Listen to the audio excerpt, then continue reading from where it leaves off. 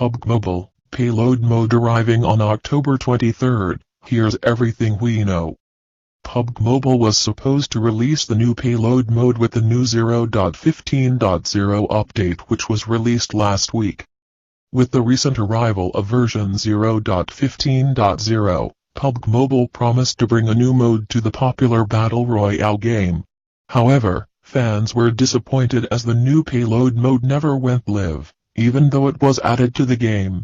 During the release of the update, PUBG Mobile had said that the Payload mode will be available soon, and today we finally have a confirmed date.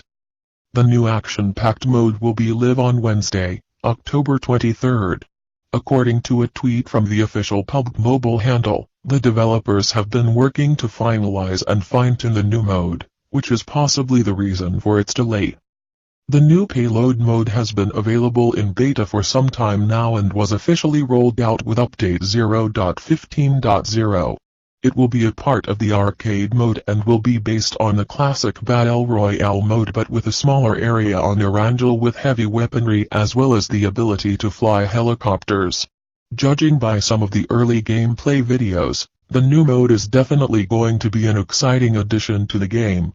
Apart from the ability to fly helicopters, the mode will include weapons like the M3E1E rocket launcher, the MGL and M79 grenade launchers and rebounds per Game 7. The mode also comes with a new feature that will allow you to revive a dead teammate by picking up their ID card and taking it to the nearest radio tower. The recent 0.15.0 update was released on October 16, bringing a bunch of new additions and upgrades to the game. Some of the prominent ones include the ability to shoot and make gas cans explode, grab onto high walls and ledges to climb buildings and other places, and use the powerful Desert Eagle pistol.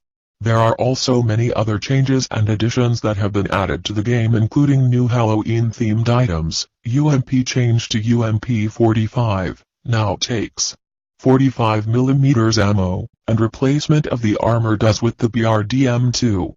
Diablo 4 is expected to be announced at BlizzCon 2019, alongside a remaster of Diablo 2. Both Diablo 4 and a remastered port of Diablo 2 are rumored to be announced at BlizzCon 2019 in Anaheim, California next month, if the latest reports are to be believed about Blizzard's beloved action rebounds per game franchise. The information comes from an industry insider known on Twitter as Metro, who has a proven track record of breaking BlizzCon news before it's officially announced on the show floor of Blizzard's annual Game Expo. Metro has also shared leaked images of BlizzCon 2019's promotional material from another Twitter source, which explicitly references Diablo 4, titled Diablo 4, in a blurb for a new art book all about the famed demon-slaying series. These latest leaks corroborate previous reports broken by Kong.to last year, which states that Diablo 4 has long been in the works at Blizzard, and was almost announced at BlizzCon 2018 before unexpected delays meant the company had to infamously headline the show with Diablo Immortal, a mobile-only spin-off developed in collaboration with Tencent. This is the first we've heard of a Diablo 2 remaster, however, but the recent success of World of Warcraft Classic and last year's Warcraft 3 Reforged announcement suggests Blizzard is increasingly open to riding on the nostalgia of its heritage.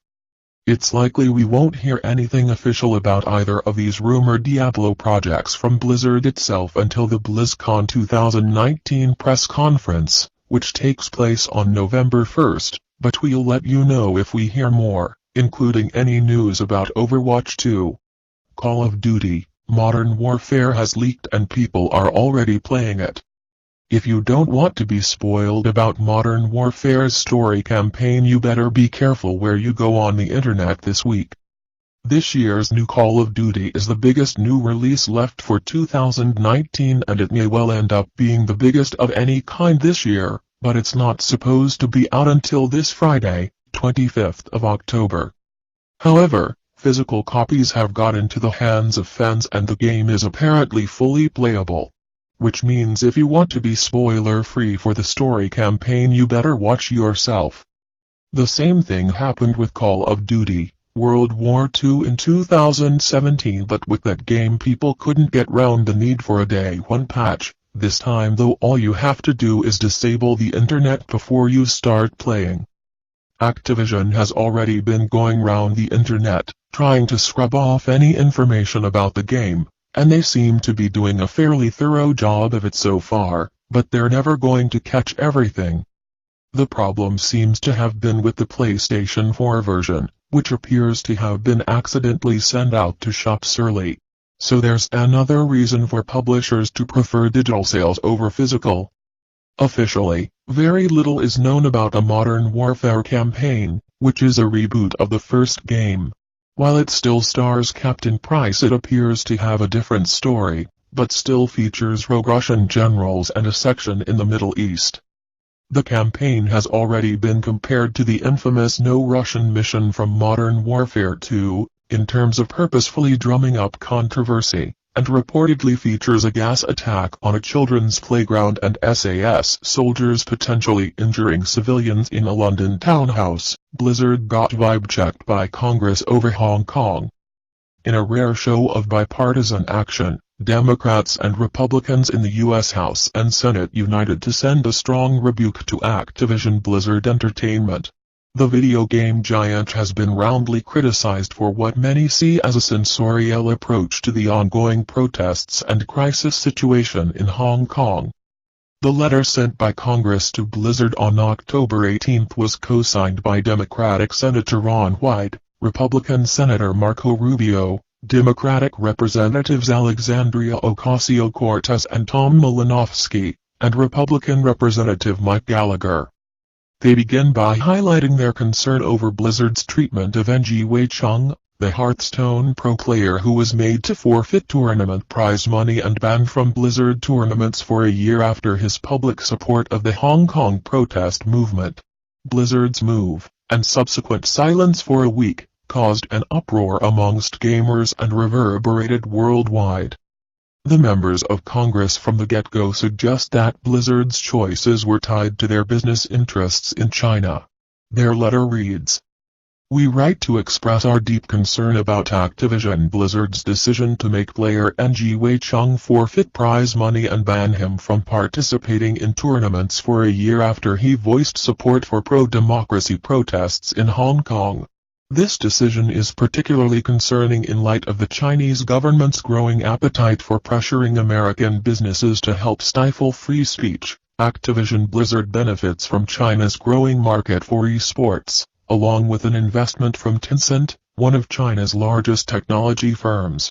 As you and your company are no doubt aware, the Chinese government uses the size and strength of its economy to suppress opinions with which it disagrees. Your company claims to stand by one's right to express individual thoughts and opinions, yet many of your own employees believe that Activision Blizzard's decision to punish Mr. Chung runs counter to those values. Because your company is such a pillar of the gaming industry, your disappointing decision could have a chilling effect on gamers who seek to use their platform to promote human rights and basic freedoms. Indeed, many gamers around the world have taken notice of your company's actions, understandably calling for boycotts of Activision Blizzard gaming sites." The Wyde/Rubio/Ocasio-Cortez/Malinowski/Gallagher missive ends with a blistering call-out of Blizzard in no uncertain terms. As China amplifies its campaign of intimidation, you and your company must decide whether to look beyond the bottom line and promote American values like freedom of speech and thought, or to give in to Beijing's demands in order to preserve market access. We urge you in the strongest terms to reconsider your decision with respect to Mr. Chung. You have the opportunity to reverse course. We urge you to take it. I first saw this go by in mummified form, a sign of how closely plugged-in internet communities are tracking Blizzard's activity. Congress just vibe-checked Blizzard, wrote Tumblr user Your Favaisawa or criminal when they posted the letter to the social blogging site. The post took off. Support for Hong Kong's pro-democracy movement and the protesters involved is largely universal across disparate online community lines, just as it brought together unlikely allies in Congress. Other users on Tumblr added to the original post, having fun with imagining Ocasio-Cortez and Rubio battling together for once, but also underscoring how serious the issue is. That such prominent, often polarized lawmakers are unabashedly excoriating Blizzard together demonstrates how poorly the company has been performing on an international stage. Oli Welsh, the editor over at Eurogamer, has an incisive piece about the impossible choice that Blizzard faces, concluding, "Battening down the hatches and riding it out is not going to work. This isn't Diablo Immortal. It's not about the account cancellations, which could never hope to tip the scales of risk when there's a nation of 1.4 billion people on the other side. But it is about a battle for Blizzard's values, its identity, its soul. It will lose talent over this. It will lose loyalty. It will lose respect. More incidents like this will inevitably follow and Blizzard will, by increments, become a smaller company, a meaner one, a company that has lost touch with its sense of purpose. Eventually, the games will suffer. They will be less good, and players will desert them not for some ideological cause, but because they won't be as much fun anymore. The magic will have gone." This is a situation that, as Welsh points out, will no doubt continue to unravel over many incremental incidents and even years for Blizzard, and there may not be easy answers or fixes. But we can take some heart in the knowledge that, at the moment, prominent names in the U.S. government are aware of what's happening, and they have transcended partisanship to repudiate Blizzard's moves thus far. The whole world is watching. GTA 6 might be coming soon. GTA 6 is probably the most awaited title of all time following the massive success of its predecessor GTA 5.